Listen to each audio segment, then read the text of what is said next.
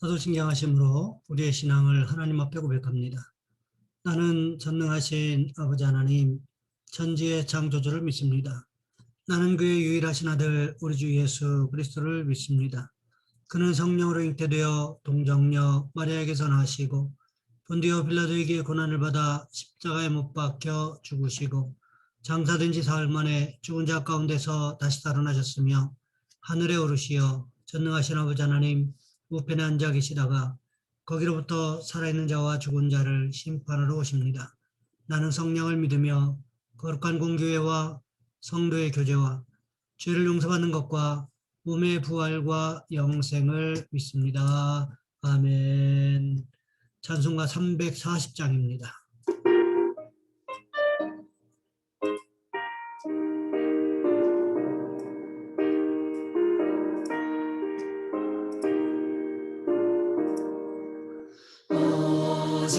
어지러운 세상 중에 기쁜 소리 들리네. 예수 말씀하시기를 믿는 자여 따르라. 세상 어떤 신과 영화 모두 내어버렸네.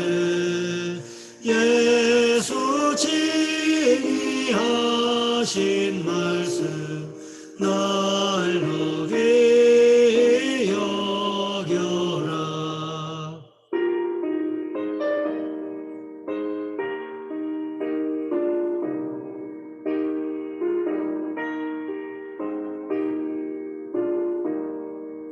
기쁜 때나 슬픈 때나 아픈 때나 틈날 때 예수 친히 하신 말씀 날 높이 여겨라. 주님 크신 은혜로서 구름 덮게 하시고 복종하는 마음을 주사 따라가게 하소서.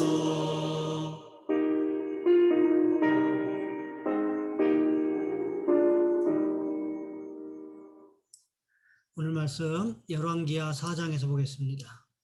열왕기하 4장 8절에서 16절까지 말씀입니다. 제가 가진 성경은 구약성경 565쪽에 있습니다. 제가 봉독해 드립니다. 하루는 엘리사가 수넴에 이르렀더니 거기 한 귀한 여인이 그를 간곤하여 음식을 먹게 하였으므로 엘리사가 그곳을 지날 때마다 음식을 먹으러 그리로 들어갔더라. 여인이 그의 남편에게 이르되 항상 우리를 지나가는 이 사람은 하나님의 거룩한 사람인 줄을 내가 아노니 청하건대 우리가 그를 위하여 작은 방을 담 위에 만들고 침상과 책상과 의자와 촛대를 두사이다. 그가 우리에게 이르면 거기에 머물리이다 하였더라. 하루는 엘리사가 거기에 이르러 그 방에 들어가 누웠더니 자기 사환 게하시에게 이르되 이 수넴 여인을 불러오라 하니 곧 여인을 부르매 여인이 그 앞에 선지라. 엘리사가 자기 사환에게 이르되 너는 그에게 이르라. 내가 이같이 우리를 위하여 세심한 배려를 하는도다. 내가 너를 위하여 무엇을 하랴? 왕에게나 사령관에게 무슨 구할 것이 있느냐 하니 여인이 이르되 나는 내 백성 중에 거주하나이다 하니라. 엘리사가 이르되 그러면 그를 위하여 무엇을 하여야 할까 하니 게하시가 대답하되 참으로 이 여인은 아들이 없고 그 남편은 늙었나이다 하니 이르되 다시 부르라 하여 부르매 여인이 문에 서니라. 엘리사가 이르되 한 해가 지나 이때쯤에 내가 아들을 안으리라 하니 여인이 이르되 아니로소이다. 내 주 하나님의 사람이여 당신의 계집종을 속이지 마옵소서 하니라. 아멘. 오늘 본문의 말씀을 가지고 하나님을 잘 섬기는 자에게 주시는 축복이라는 제목으로 함께 말씀을 살펴보겠습니다. 경기도 양평에 가면 1100년이 된 은행나무가 있다고 합니다. 높이가 50m, 굵기가 14m라서 장정 8명이 팔을 둘러잡고 해서 둘러갈 수 있는 넓은 굵기인데 이 나무에서 매년 은행 열매를 12섬을 거둔답니다. 이 한 나무가 하루에 빨아들이는 물이 12kg이라고 합니다.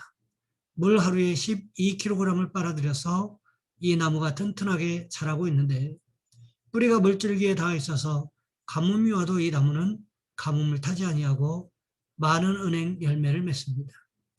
마찬가지로 하나님을 잘 섬기는 사람은 그 신앙의 뿌리를 말씀에 두고 있기 때문에 말씀의 생수가 늘 그에게 영양분을 공급해 주게 되지요. 그래서 영혼이 잘 되고 범사가 잘 되며 강건하게 되는 은혜가 임하게 되는 것입니다. 또 그 뿌리가 성령의 생수에 닿아 있기 때문에 늘 성령께서 기쁨을 주시고 평안함을 주시고 은혜를 주셔서 승리하게 만들어 주시는 것입니다. 무엇보다도 우리가 감사한 것은 주님께서 필요한 것을 다 공급해 주세요. 주님께서 넘치게 부어주시고 또 부어주시고 또 부어주시는 것입니다. 그러니까 우리는 감사할 것밖에 없지요. 우리 마음이 기쁘고 평안할 수밖에 없어요. 그렇기 때문에 주님 앞에 늘 감사 찬양을 드리게 되는 것입니다. 가진 것이 지금 없어도 불안해하지 않아요. 왜? 주님이 함께 하시니까. 지금 잠깐 어려움이 생겨도 너무 걱정하지 않습니다. 주님이 좋게 만들어 주실 것이니까요. 우리 몸이 좀 불편해도 걱정하지 않아요. 주님께서 회복시켜 주실 것이니까. 우리 마음의 기쁨을 빼앗기지 마세요. 마음의 평안함을 주님께서 지켜주실 것입니다. 이것이 하나님을 잘 섬기는 자에게 주시는 축복이 아닌가 하는 생각이 들었습니다. 오늘 본문에도 이렇게 하나님을 잘 섬기다가 축복받은 사람을 볼 수가 있습니다. 그가 누구였습니까? 바로 수넴 여인이었습니다. 수넴 여인은 엘리사 선지자를 잘 섬기기 위해서 최선을 다했습니다. 엘리사 선지자를 위해서 음식을 준비하다가 그것도 부족하다 싶어서 아예 쉬었다 갈 수 있는 집을 한 채 따로 마련했을 정도였습니다. 하루는 엘리사 선지자가 그 집에 머물고 있었습니다. 그러다가 무슨 일이 있었습니까? 오늘 보면 12절과 13절 말씀해 보시면 이렇게 기록하고 있습니다. 자기 사원 게하시에게 이르되 이 수넴 여인을 불러오라 하니 곧 여인을 부르매 여인이 그 앞에 선지라. 엘리사가 자기 사원에게 이르되 너는 그에게 이르라. 내가 이같이 우리를 위하여 세심한 배려를 하는도다. 내가 너를 위하여 무엇을 하랴? 왕에게나 사령관에게 무슨 구할 것이 있느냐 하니 여인이 이르되 나는 내 백성 중에 거주하나이다 하니라. 엘리사 선지자가 자기 사원 게하시를 불렀습니다. 그러면서 수넴 여인에게 필요한 것이 무엇인지를 물어보도록 시켰습니다. 그러면서 사원 게하시에게 어떻게 물어보라고 시킵니까? 혹시 이스라엘 왕이나 사령관에게 엘리사 선지자를 통해서 부탁할 일이 있느냐고, 혹시 해결해 주어야 할 급한 문제라도 있느냐고 물었습니다. 그랬더니 이 여인은 다른 백성들 중에 거한다고 하면서 특별한 부탁은 없다고 했습니다. 그러면서 지금 이렇게 머물고 있는 것만도 만족하다고 대답했다는 거지요. 이때 엘리사의 종 게하시가 이 집에 필요한 것을 찾아냈습니다. 그것이 무엇이었습니까? 오늘 보면 14절 말씀해 보시면 이렇게 기록하고 있습니다. 엘리사가 이르되 그러면 그를 위하여 무엇을 해야 할까 하니 게하시가 대답하되 참으로 이 여인은 아들이 없고 그 남편은 늙었나이다 하니 게하시가 찾아낸 것이 무엇이었습니까? 남편도 늙었고 이 여인도 나이가 많은데 문제는 아이가 없다는 것이었습니다. 그것을 발견하고는 엘리사 선지자에게 말했습니다. 그러자 엘리사 선지자가 어떻게 합니까? 수넴 여인을 불렀습니다. 그리고는 무슨 말을 했습니까? 오늘 보면 16절 말씀해 보시면 이렇게 기록하고 있습니다. 엘리사가 이르되 한 해가 지나 이때쯤에 내가 아들을 안으리라 하니 여인이 이르되 아니로소이다 내 주 하나님의 사람이여 당신의 계집종을 속이지 마옵소서 하니라. 엘리사가 수넴 여인에게 말합니다. 한 해가 지나서 내년 이맘때쯤에 내가 아들을 안아볼 것이다. 무슨 이야기입니까? 아들을 낳을 것이라고 말하고 있다는 거지요. 그러자 이 여인이 무슨 이야기를 하고 있습니까? 내 주 하나님의 사람이여 당신의 계집종을 속이지 마옵소서. 무슨 이야기입니까? 수넴 여인이 엘리사 선지자를 못 믿겠다는 이야기가 아닙니다. 엘리사 선지자가 말한 것은 불가능하다는 것입니다. 나도 늙었고 남편도 늙었기 때문에 자연적으로 임신한다고 하는 것은 불가능한 일이라고 말하고 있다는 거지요. 이 이야기를 들으면서 사라가 생각나지 않습니까? 창세기 18장에 보시면 아브라함과 사라가 갑작스러운 방문을 당하게 됩니다. 그 사람들을 아브라함이 최선을 다해 섬기지요. 그들이 누구였습니까? 소돔과 고모라의 죄악의 실상을 파악하기 위해서 가고 있는 하나님과 하나님의 사자들이었습니다. 그 가운데 하나님께서 무슨 말씀을 하셨습니까? 창세기 18장 10절 말씀해 보시면 이렇게 기록하고 있습니다. 그가 이르시되 내년 이맘때 내가 반드시 내게로 돌아오니 내 아내 사라에게 아들이 있으리라 하시니 사라가 그 뒤 장막문에서 들었더라. 사라가 하나님께서 하시는 말씀을 들었습니다. 그때 사라는 무슨 생각을 하게 됩니까? 나도 나이가 많아서 생리가 끊어졌고 내 남편도 나이가 늙어서 애를 낳는다고 하는 것은 불가능해졌는데 저게 도대체 무슨 소리야? 그리고는 웃어버렸습니다. 왜요? 아이를 낳는 것이 불가능하다는 것을 사라 스스로도 알고 있었기 때문에 그랬다는 것입니다. 사라가 웃고 있다는 사실을 아신 하나님께서 어떻게 말씀하셨습니까?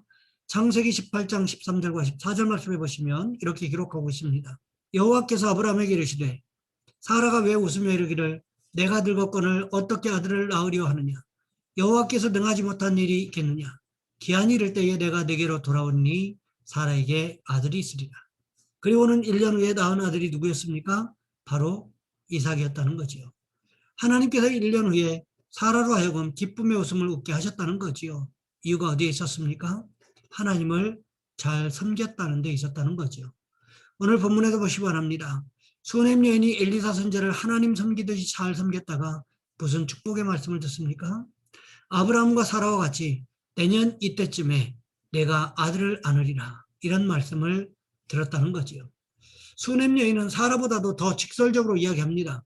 내 주 하나님의 사람이여 당신의 계집종을 속이지 마옵소서. 하지만 무슨 일이 일어났습니까? 엘리사 선지자의 예언대로 수넴 여인이 잉태하게 되었고 한 해가 지나서 엘리사 선지자가 말한 대로 아이를 낳았다는 것입니다. 성경에 보시면 자녀는 하나님의 선물이라고 말씀하고 있습니다. 수넴 여인에게 있어서 아들은 더욱 그러했겠지요. 수넴 여인이 어떻게 하다가 자녀를 선물로 받게 되었습니까? 하나님의 사람 엘리사 선지자를 하나님 섬기듯이 최선을 다해서 섬기다가 복을 받았다는 것입니다. 우리도 마찬가지라는 것입니다. 우리가 마음을 다하여 우리 주님을 잘 섬기고 말씀대로 살면 성경에 기록된 복을 우리도 누리게 되는 줄 믿습니다. 바라기는 우리 모두가 우리 주님의 말씀을 기억하여 말씀대로 살아감으로 말미암아 주님을 잘 섬기는 축복이 있으시기를 주님의 이름으로 부탁을 드립니다. 이 시간 우리 한 목소리 함께 기도하겠습니다. 하나님, 우리가 주님 말씀을 잘 기억하여 말씀대로 살아감으로 말미암아 주님을 잘 섬기는 축복을 받게 도와주옵소서. 또한 기도하실 것은 특별히 주일인데 주일 예배를 통해서 우리가 은혜를 경험할 수 있게 달라고 말씀을 깨달을 수 있게 달라고 이 시간 우리 주여 한번 간절히 부르시는 후에 한 목소리 함께 기도합니다. 주여 사랑의 하나님 우리를 도와주시기를 원합니다.